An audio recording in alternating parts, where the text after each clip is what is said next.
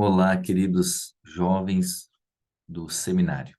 Aqui sou eu de novo, o irmão Viana, sou coordenador dos seminários e institutos aqui de Porto Alegre, Rio Grande do Sul. Nós vamos iniciar nossa aula hoje falando algo bem especial. Lembrando que nós sempre temos algumas regrinhas, tais que tenha seu caderno de estudo ao seu lado, atentos para as perguntas em amarelo, serão 3 perguntas, e que vai ter um link na descrição do vídeo e também no primeiro comentário. E o que você faz ali? Vai lá e escreve as respostas dessas perguntas, tá bom? Qualquer dúvida, por favor, entre em contato com seu professor. Então, querido jovem, nós vamos falar um pouquinho sobre Romanos 1 e 3. Nesta passagem, vai ser algo bem gratificante e nós gostaríamos que vocês pudessem refletir sobre isso. Então, vai abordar nos capítulos 1, 2 e 3, primeiro, por que não me envergonho do Evangelho de Cristo? E a segunda, a justificação pela fé em Jesus Cristo. Meus queridos jovens, eu vou pegar aqui para a gente apontar um pouquinho mais, aprender um pouquinho mais. Mas antes disso,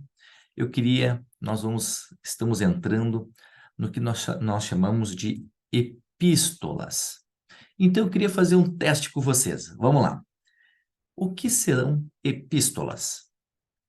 São anúncios oficiais da igreja, feito pelo profeta, discursos proferidos pelos líderes da igreja, que foram coletados ao longo dos anos, ou várias cartas escritas pelos líderes da igreja aos santos. Pense um pouquinho. E o que vocês acham? Então, tem a letra A, B ou C. Vamos ver, vamos ver. Então, quem disse a letra C, acertou. Então, epístolas são várias cartas escritas pelos líderes da igreja para os santos, né, que vivem em várias regiões. Vamos lá.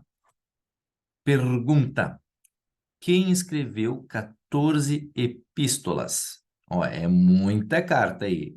Vamos lá. Quem escreveu? O apóstolo Pedro, o apóstolo Paulo ou o apóstolo Lucas?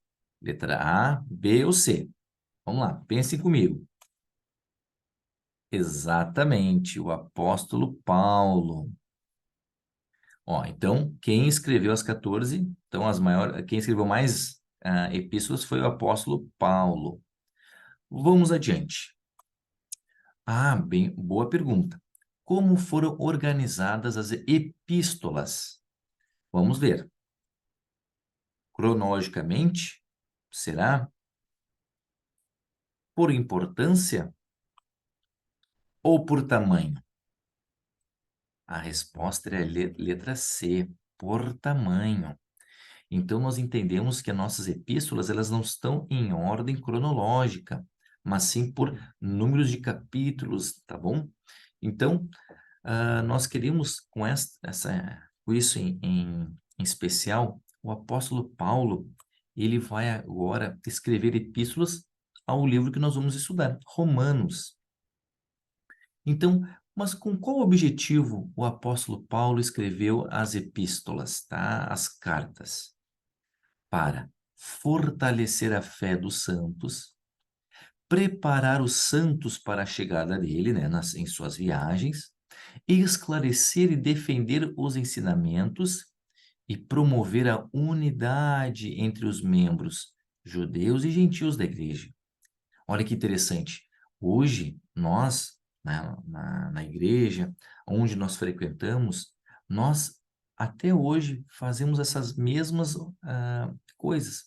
Preparar os santos para a chegada dos líderes, da segunda vinda, fortalecer a nossa fé, esclarecer e defender ensinamentos e promover a unidade entre nossos amigos, nossos irmãos.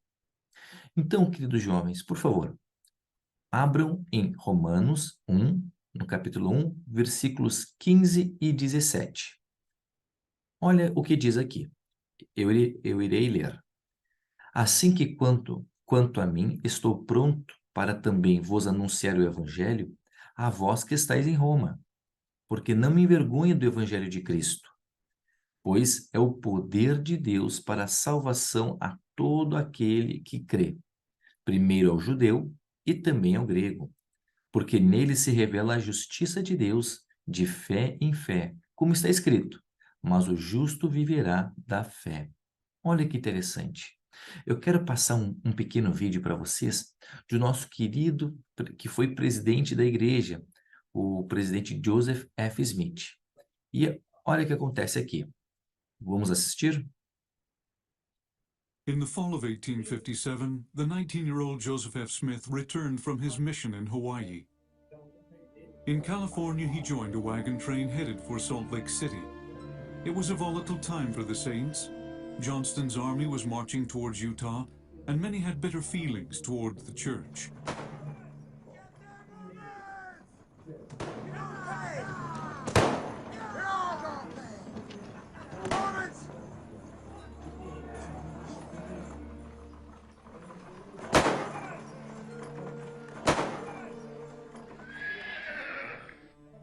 You a Mormon?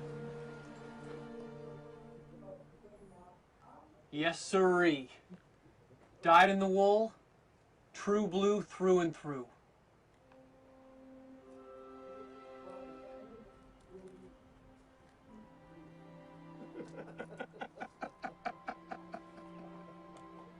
Aren't you the pleasantest fellow I ever met? Shake. Glad to see a fella stand up for his convictions.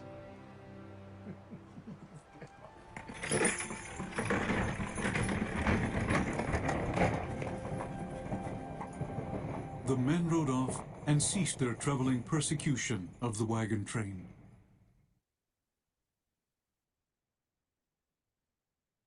Olha que situação, né? Chega um momento que apontaram a arma e eu imagino a coragem que o querido presidente Joseph F. Smith teve. Então, eu queria fazer duas perguntas para vocês aqui agora, tá bom? Lembrando que essas perguntas vocês devem pausar o vídeo e escrever no seu caderno de estudo, tá bom?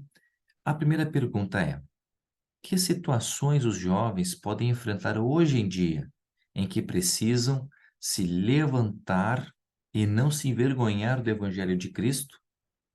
E a outra pergunta é: pense nas experiências em que, assim como Paulo, você teve a oportunidade de defender ou compartilhar sua fé em Jesus Cristo. Pondere. Pause o vídeo, se for necessário, e escreva no seu diário, ou mande alguma mensagem.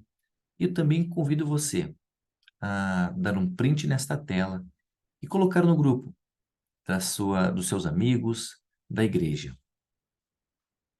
Gostaria de compartilhar com vocês outra situação. Não me envergonhe do Evangelho de Cristo. Quais outras experiências que tu deve estar pensando, que situações nas Escrituras, que outros indivíduos, né, outras pessoas das Escrituras que não se envergonharam de defender o Evangelho de Cristo? Muitas vezes nós somos julgados por outras pessoas. Um grande exemplo é a mulher que lavou os pés de Jesus com as lágrimas. Outro exemplo que vem à mente, quando precisarem enfrentar seus colegas, Abinadi e Alma. Vale a pena vocês recapitularem essas escrituras. Quando precisar de coragem, a rainha Esther, ela poderia ser presa, ser morta, mas ela teve a coragem de seguir em frente. Uns outros exemplos que nós temos nas Santas Escrituras é o homem cego de nascença, e também Pedro e João. É muito interessante vocês recapitularem essas escrituras. Não tenham pressa, podem pausar o vídeo e ler pausadamente essas passagens de escrituras. O nosso querido elder Dieter Uchtdorf, ele nos ensinou sábias palavras. Sei que alguns de nós são mais extrovertidos do que outros. Tudo bem. O Senhor possibilita que cada um de nós, à nossa própria maneira, convide outras pessoas a vir e ver, e vir e ajudar. Então, Deus fará sua obra salvadora, e elas virão e permanecerão. Gostaria de sugerir 5 coisas que qualquer pessoa pode fazer para participar do grande encargo do Salvador de ajudar a coligar Israel. Lembrando que cada um de nós temos um jeito de se comunicar. Temos os extrovertidos, temos os mais quietinhos, temos aqueles que gostam de simplesmente ficar mais quietos no seu canto, mas é desta forma que Deus fará sua obra. Então você deve estar pensando muito, muito, muito na sua timidez, em algumas vergonhas. Fique tranquilo. É o nosso jeito. Nosso Pai Celestial, Ele nos conhece. Eu testifico disso, que eu, durante toda a minha vida, também me senti envergonhado, com medo, porém, a gente deve confiar no Senhor. Então, quais são umas dicas que o querido Elder Uchtdorf nos ensina? Ó, aproxime-se de Deus. Quanto mais você se aproximar do Pai Celestial, mais vão irradiar sua luz e alegria. As pessoas vão notar e perguntar sobre isso. Queridos jovens, eu testifico que isso é uma verdade. Eu muitas vezes pedi ao Pai Celestial, por favor, me ajude a viver de tal forma que as pessoas possam perguntar sobre o Evangelho. E deu certo. A outra forma de pregar o Evangelho, de não se envergonhar, é preencha o seu coração com amor pelas pessoas. Esforcem-se para imitar o amor de Cristo e ter compaixão pelas pessoas. Ame-nas e as tratem como filhas do Pai Celestial. Queridos jovens, orem pedindo amor às pessoas. Isso é uma construção. Pode levar tempo, porém é possível a gente amar como o amor como Cristo, né? O amor de Cristo, ter compaixão, isso é necessário. A outra forma é esforcem-se para trilhar o caminho do discipulado. Olha que interessante. Quando seu amor por Deus e por seus filhos aumentarem, também cresce seu compromisso de seguir a Jesus Cristo. Trilhar o caminho do discipulado requer prática. Jovens, quando eu era um jovem seminarista, muitas pessoas comentavam comigo: um dia, irmão, um dia, Viana, você será um líder, deverá trilhar o caminho. E para mim não fazia muito sentido. Mas, ao longo da minha trajetória, sendo missionário, sendo um membro firme na igreja, se esforçando, orando, cumprindo os mandamentos e querendo trilhar esse caminho do discipulado, eu senti que nós estávamos no caminho e tudo isso precisou do quê?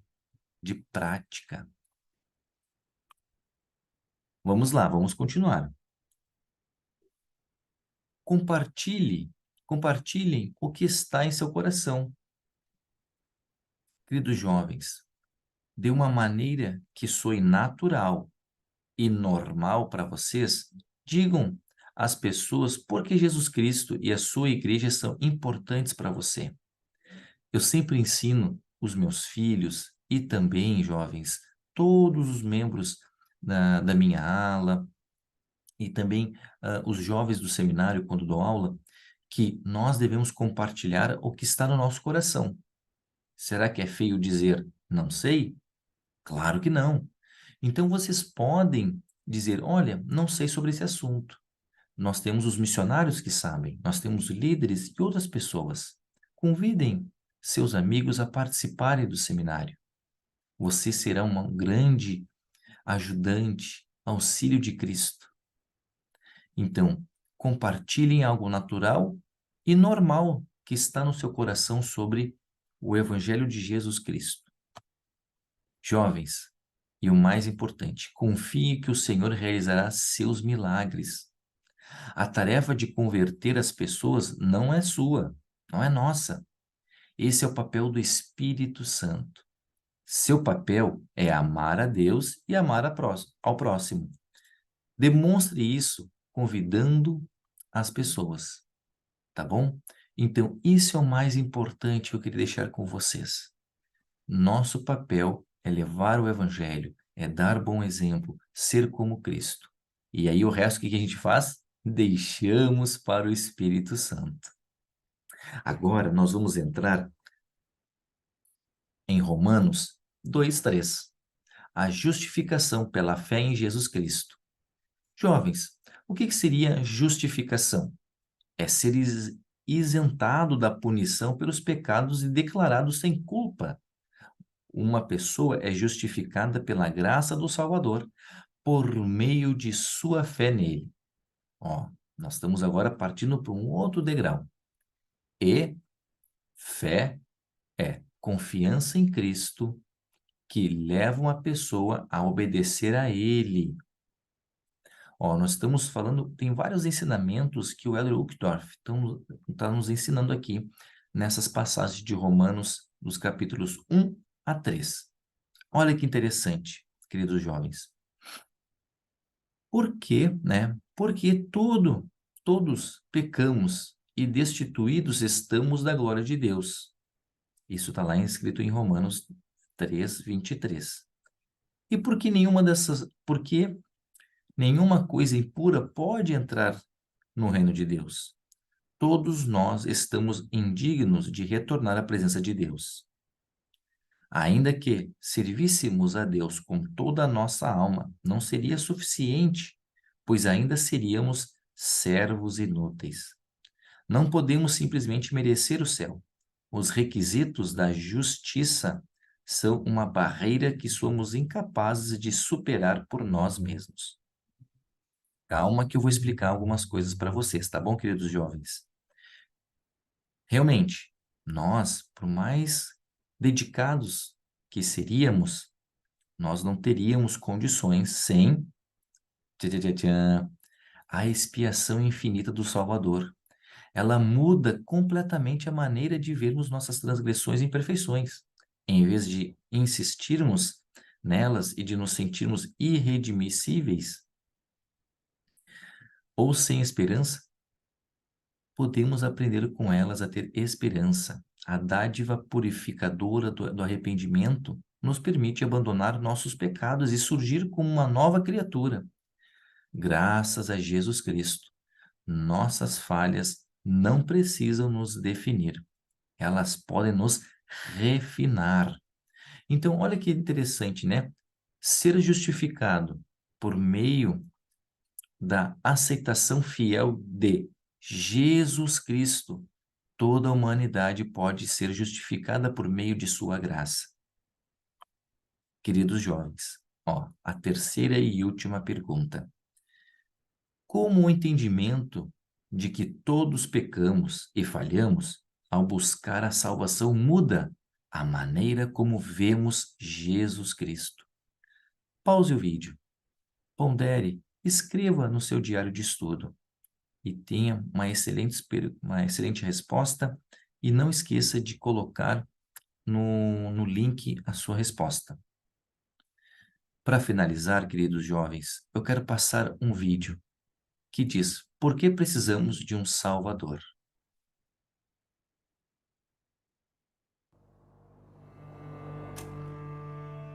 E se existissem coisas que nunca pudessem ser mudadas? Palavras, decisões, erros. Um mundo onde cada sofrimento durasse para sempre, onde nenhuma ferida fosse curada. Um mundo sem correções automáticas, sem a opção de voltar, nem a de apagar. Um mundo onde o homem somente se afastasse cada vez mais da felicidade, da paz, de Deus. Isso é o que o mundo seria sem um Salvador. Felizmente, esse mundo não existe. Porque em uma noite calma, há muito tempo, em uma pequena cidade, uma criança nasceu. Nasceu para mudar todo o coração, para dar fim a todas as despedidas, corrigir todos os erros. Nasceu para eliminar a angústia, o pesar, a depressão, o temor. Ele te compreende. Ele nos cura. Ele pode aproximar o homem e Deus e levar-nos para casa, se permitirmos que Ele o faça, se o amarmos, se o seguirmos. É por isso que comemoramos. É por isso que cantamos. E é por isso que Ele veio.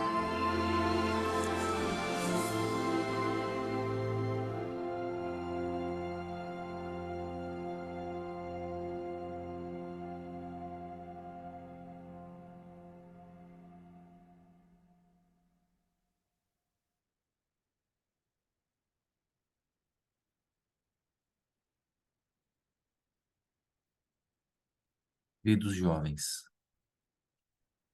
eu gostaria de deixar o meu testemunho com vocês, que eu amo Salvador.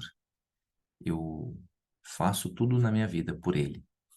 Como missionário, como jovem seminarista, tudo nós fazemos por Salvador Jesus Cristo. Eu amo Salvador. Eu quero que vocês tenham uma experiência maravilhosa com Salvador. E, por favor, confiem no Pai Celestial. Nós somos filhos dele. O nosso querido profeta, Russell M. Nelson, constantemente ele está testificando disso, nos chamando a atenção. E esse é meu testemunho que eu deixo, em nome de Jesus Cristo. Amém. Tchau, tchau, queridos jovens.